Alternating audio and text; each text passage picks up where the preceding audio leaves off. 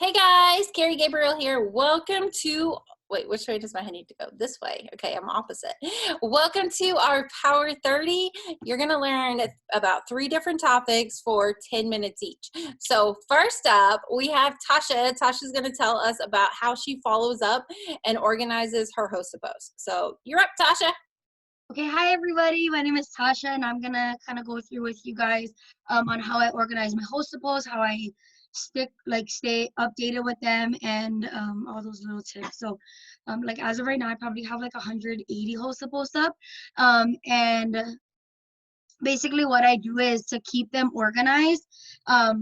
Is I put them in a collection, and I'm sure all of you guys know that because we've been doing these ones about Hosta posts. So I put in a collection, but the thing is that how I organize it and how I keep up with like people that hosted a post for me already, I scroll to the bottom of that collection and I start there, check all the comments and go through that list daily. Normally I haven't. And then but for me too, you guys, I like to write things down. So like for my Hosta post, I have it in the collection, and then I have it in that, we put in our giveaway, but I also write it down. Every month I write down all my Hosta posts from 1 through whatever, and I kind of follow it. Yes, I use collections, and I use like a written one, because you know what? When somebody deletes it, I know exactly who deleted that Hosta post. I can just find Sarah and Sam and who's in between there. They deleted it, look on my log, and I can be like, okay, she is the one that deleted it. I'm gonna go back to her and be like, hey girl, I'm gonna take your entry out of the giveaway if you don't, put it back up. People try to be sneaky. So that's what I do. Sometimes I don't even put my entries until that Thursday, because we do our giveaway on the Friday. What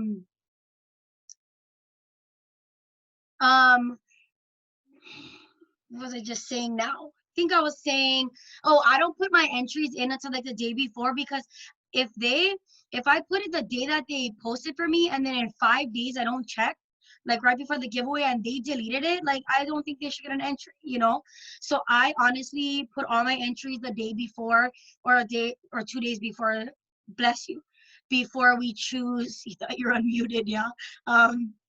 Before we choose the winner, because people like to do that, yeah. And then there's like a little icon under their name with like either 2 people or the world. Some people try to be sneaky and try to just put them only. So make sure you guys check that as well. Make sure the privacy is to everybody or to their friends list.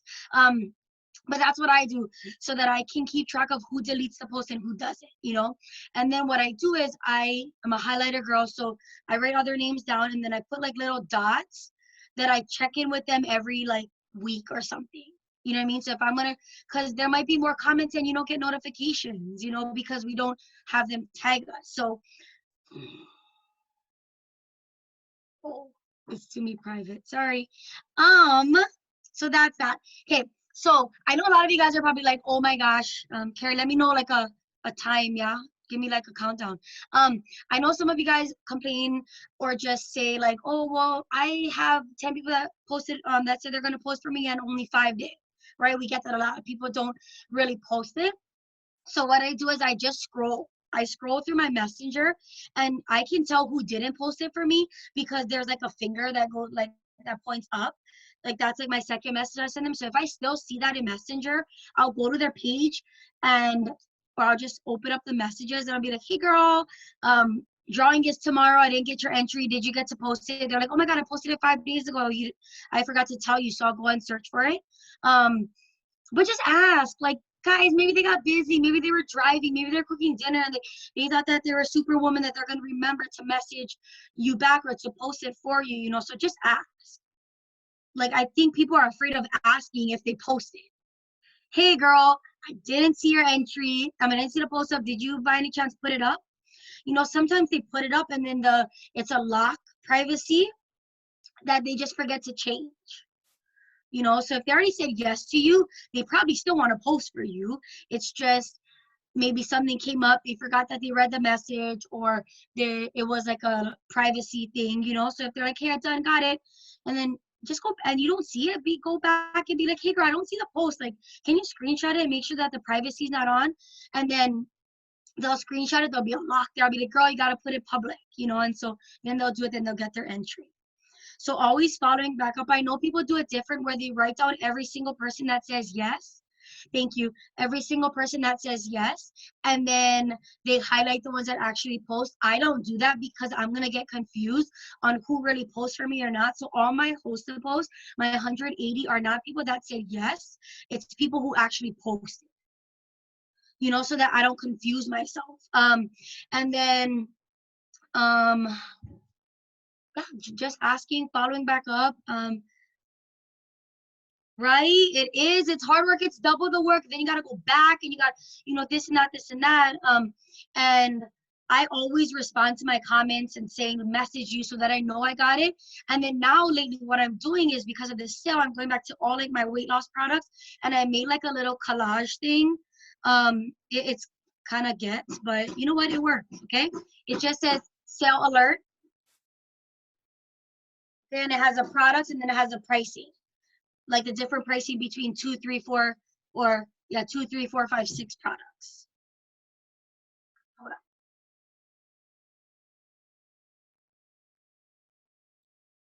So I just put that picture and then I messed it and then I comment thanks, you know, or thank you entry in, you know. Gosh, you guys, you know what? Stop it. Okay, so that's kind of it. Guys, just ask. If they don't post for you and or you guys can't see it, like don't complain about it. Just go and ask. Be like, hey, I didn't see this. Did you get a chance to, you know? Now today's Thursday. If we do our drawing tomorrow, so I would go back to everybody for this whole month and I'll be like, hey girl, our drawing is tomorrow. I didn't see it on your page. Did you get a chance to post it? If not, post it now. Entry is closed soon. And that's it. Thank you, Tasha. That was perfect. Absolutely perfect. Thank you. All right. Next up, we have Maria or Galaxy View for those of you that see that. She's going to talk to us about the power of residual income. And go. Okay, I'm gonna set my timer. So, hey guys, how are you? My name is Maria Napoli. I have been in this business since 2009 and I didn't know what I had my hands on. So I'm gonna tell you today what you do have your hands on, okay? Because we didn't know. So, but anyways, but here's what happened with me is I found this business. I didn't know what I had my hands on at all. When I learned about what residual income could be for myself and my family, and that's when I really took off with this thing. And I learned the chart and I learned how to go diamond and all that good stuff. So here's the difference between residual income and not residual income. Okay, so there's linear income, there's non-linear income. We won't go talk about all that. But anyway, so residual income is like they talk about this a lot. Like I used to do real estate. Real estate's my background. And they talked a lot about residual income, like having rental properties and all that thing. And the thing about doing real estate that way and all that is that you have to invest a lot of money, and they say residual income is so great, you know, you get rentals. Well, you got to invest a lot of money into that in order to see any income, and you're lucky if you see $100 a door is what we used to call it. And so but you still have to show up and you got to collect the rent. It's a lot of work. It's a lot of money invested too. But when I figured out with this, and I had done that and I had lost a lot of money in real estate, and it was a lot of hard work. But then when I found this, and then I remembered residual income, I was like, oh my gosh, this is what I can take my time to build. This is what I can take my time instead of having because I don't have a college degree, guys. I graduated from high school. I was a home health aide for a while. I took care of my mom and then got into real estate and saw that, saw my investors invest a lot of money into real estate and not make that much. And then when I saw this and I finally understood what I was doing with the leverage that we can build in this, that's when my business really, really took off. And so when you understand that residual income is amazing, because when we can build this and pour wisdom and time into people, and then they take off with this thing, and that they start popping diamond and all that, that's residual income for you. And that means that money comes every single month. And then the overhead with this thing blew me away, because I'd already been I've known franchise owners who invested $200,000 in their Starbucks, and they were lucky to make $20,000 a year. I knew people who bought real estate, millions of dollars in real estate, and they didn't make nearly as much as we can make running a auto ship and loving these products and falling in love with these products and just building and helping people. And that's when I figured out this residual income thing, that this can be there for you. I used to teach this years ago, and then there was like, I was self-prophesying for myself. And I went through a time in my life where I had some family stuff happen and I couldn't hardly work. And I was just going through stuff. And this business still paid me well. I was able to still do it part-time, but it still paid me very well. And that's what you have the opportunity to build, is you have the opportunity to build something that this is like life insurance for when you're living. So you build it now while you can, because especially women, we're the caregivers, we're the ones that a lot of times where kids get sick and parents get sick and things happen in life. And if we're not building something that's based on a residual business, a residual income, we can be stuck. I went through that with my mom. I took care of my mom who had cancers, and I had no income, and I had to start from scratch. And then this time around, when I couldn't work because of life happening, this business paid me. This business took care of my family. This business bought us a house. This business did all these things, and it still grew, and it was still there. And so that's what you have the opportunity to build. And I didn't even understand that when I started. So I'm really hoping that we're reaching somebody new, so that you can get this a year and a half before me, and that you can start to understand that when you pour time into this thing can multiply for you in so many ways. And it can just help you grow and help you to grow a paycheck. And also too, our paychecks are willable to our kids. So we know people who passed away, and we don't know them, they passed away, but we know they're people, and they actually inherited a Double Diamond business, and now they get to grow that out. Well, this business is very unique because you can actually will it to your kids. And that's a really big deal to do. And not many businesses you can do that. And with this one, you can. So when you really understand this power of residual income, now knowing that you have to show up though, because I remember that from my real estate days, you still got to show up and get that rent. So whatever you show up for, whatever you pour your energy into, whatever you appreciate will appreciate. And when you appreciate this income, and when you really understand that if you have some ambassador diamonds in your organization, guys, that's like amazing residual income that you're earning, that you have trained them, you have loved them, you have done all this work with them, and they're growing, they're expanding their businesses, which helps you to grow too. So that's what you have your hands on. And that's why residual income is so beautiful to have. Even if you have it as like a side business, it could grow into your full time. It could grow into, no, you can go ahead and play Claire that, sweetheart. It's okay. I love you. And then also too, we can work this around our kids. And I've worked this around my kids for 10 years now, guys. And you can just fit it into all the little pieces in your life, and you can start to grow. But when you really understand that this income can be perpetual, that this income can be amazing for you and your family, you build this while you can, because there may come a time in your life when you can't work. There may come a time in your life where you can't do. You may have to go do stuff, but because you invested into your people and invested into your customers and invested time in helping them, you can have this residual income that is such a gift that we get to have. So that's it. Oh, and low overhead too. That's another thing I saw in other businesses too, is that low overhead was so high, and they weren't making all that, and they had so much stress from all this overhead that, with our business, we don't have to have that really super high overhead, and we use the products anyways. I mean, gosh, I buy everything, guys. Like, I am so grateful that we have a paycheck coming from this, because I literally buy everything on our line, and I'm just so grateful for it. So that is the power that you have your hands on. Understand the chart, understand the diamond leadership level bonuses. And when you really understand that, get with your leader and we really understand the leadership level bonuses, and that is part of the residual income, your mind will be blown. So it is really, really awesome what we have our hands on, guys. So thank you, Carrie, for letting me share. Right. Thank you, Maria. Okay, so I'm going to talk to you guys about the 80-20 rule. And I absolutely love this. I'm sitting crooked because my background looks messier than it is. So I'm trying to not look super awkward on this camera.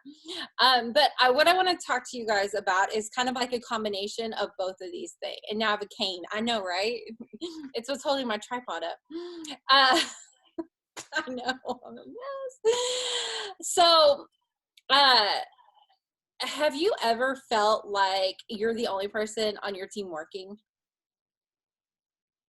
Some of you guys are like never, and some of you guys are like heck yeah. Or what about if you're not working, no one else is working? Have you ever felt like that? Okay, now I'm getting some yeses. Good, thanks guys. Has your team ever slowed down? Yeah, some yeses. Okay, so there are some people there's I like to think of it as we are the generals of our business, right? We're the leaders of our business. And in order to make a strong organization, we need to grow more generals. Okay, we can have all the soldiers in the world, but what we really need is to duplicate the generals. That's what's going to make that organization solid. So how do you do that? You only have 24 hours in a day. Like, how on earth do you do that? So we have something called the 80-20 rule. 20% of your organization is going to be the people you work with one-on-one. Okay. Okay, let me mute that. 20% is the people that you're working with one-on-one. 80% is who you're working with in a group. Okay, so some group activities would be like this, for instance. Everybody's on, everybody's learning all at once. It's not bad. It's definitely not bad. It's actually a very efficient way to teach people things, but this is for your 80%ers. This is for everybody, but this is where your 80%ers are going to get you. This is like your team groups on Facebook, your team chats on Facebook. That's all 80%. If you had a conference call, that would be that. Getting together at conference, that's groups. If you have like events like how we had try-its, those are group events. That's stuff that everybody is invited to, including your 80%. But then you have some people that need more of your attention, and those are your 20%ers. So I actually made a list here because you don't want to work with the wrong people. You want to work with the people who are committed, the people who are taking action, because we still need to work on our own stuff. So we need to maximize the time that we have. Okay, that's the whole point of this 80-20. If we had all the time, we're all her 80%. Shut up. If we had all the time in the world, we could work individually with every person, but we do not. So we have to be careful with who we are giving our time to. Okay. So some of the people that are definitely in your 20%, okay, you're new personally enrolled. Okay. You have to, they chose you. Those people are automatically in your 20% when they first start. Okay. And the people who actually put in enrollments, like this is key. Like look at your enrollments, look at your reports, because the people who deserve your time, they may not be on your front line. They may be deep down in your chart, and unless you go digging, you won't find them. They implement and take action. Have you ever talked to somebody and they're like, yeah, I'm going to do that. And they take notes and all this other stuff, and then they don't do it. Okay, you just wasted your time. Those are not your 20%ers. Okay, they are not. You want to talk to the people and work with the people that actually take action. Implementation is my favorite saying, one of my favorites. Implementation is one of the most important parts of the plan and the one that is most often overlooked. Okay, so I'm glad you guys are rating each other in the chat. Cute. So you want to work with the people who are actually taking the action. They may not need your support, they may not need your help, but they deserve it. And whenever you work with those people, you take them from good to great. Okay, I'm going to tell you a story real quick. There's my enroller is actually on here, and she placed me under I love it. Oh, you guys are cute. You guys, so she placed me under somebody that was not super nice. Okay. And then when I started really working the business, I started enrolling a lot of people. So do you know what that girl said? The opposite of what she should have said. And this is a lesson that none of you guys need to repeat because now you hear it. She said, you know what you're doing. You've got it down. You don't need my help anymore. And then she wouldn't work with any of my people. She wouldn't work with me. She said she had to concentrate on her other legs. So what could have happened? Like, I think about it. Like, Tasha is on here. I talk to Tasha every single day, and she definitely could do it on her own, but together we can do it better and faster. You know, there's other people on here. We talk every single day because you're my 20%. You're going from good to great to incredibly amazing. You're going to be so good. I never have to work again, and I'm just going to live in a resort. That's the goal, right? Because you're trying to take all these people from good to great to amazing so that your business is solid. So solid. Okay, so here's the 80 percenters. Okay, here's some characteristics so that you know. These are the people who need it. You know, maybe they need it. Maybe they're struggling to buy food for their family. Maybe their house is getting taken away or their car. So maybe they do need it, but do they deserve it? Do they? Because sometimes you can equip somebody with all the tools and they're still not going to do it. It doesn't matter how much they need it, they won't do it. That's not a good use of your time, not a good use of their time. And you're just going to end up frustrated. There are the people who just call you to complain. You guys, you all have those people. They just call to complain. I'm thinking about mine right now. You know? Yes, exactly, Tasha. So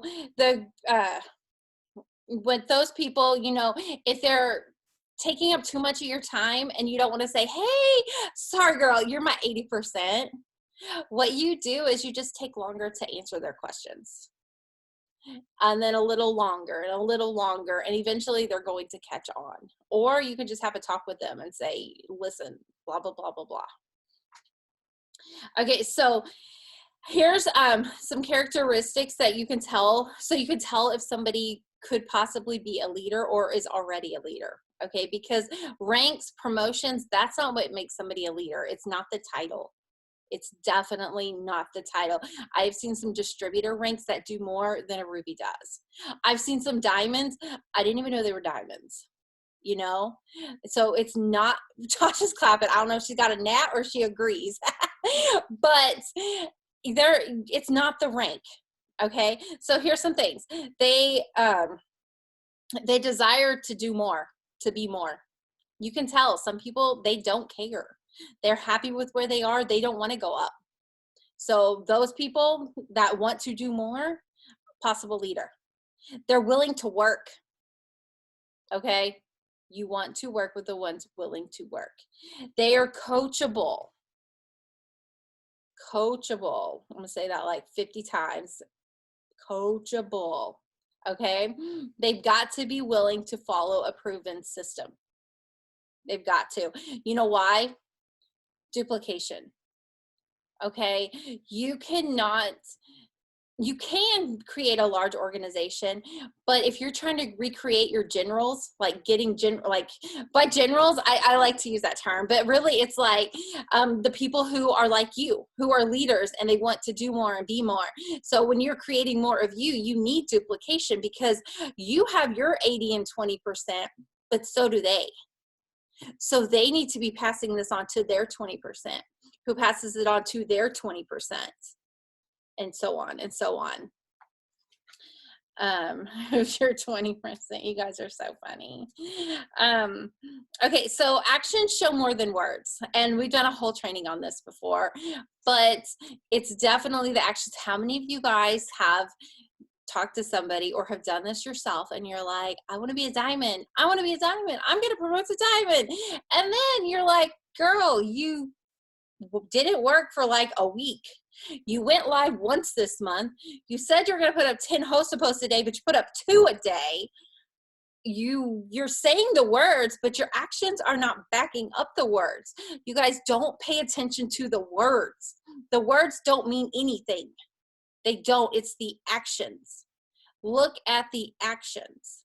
The people who are following those things that we talked about earlier, and they're doing those actions, that's your 20%ers. Me. Look, Kafu was like, it's me. I'm doing them. Yes. I see it because I see her name in the back office a lot. So I know she's backing up her words with her actions. Okay, so it does sound harsh to say all these things. Yeah, the words will suck you in, especially when someone's first starting and they've got all these, they're saying all the right stuff. Don't get sucked into that. Pay attention to the actions, okay? It sounds kind of harsh to categorize people like this, and it's not like you're making a sign in your house, you know, like, oh, I'm gonna move you to the 20%, blah blah blah. Like, you're not putting pictures up like a most wanted poster, you know. That's not what you're doing. This is just like in your head so that you know who you can work with.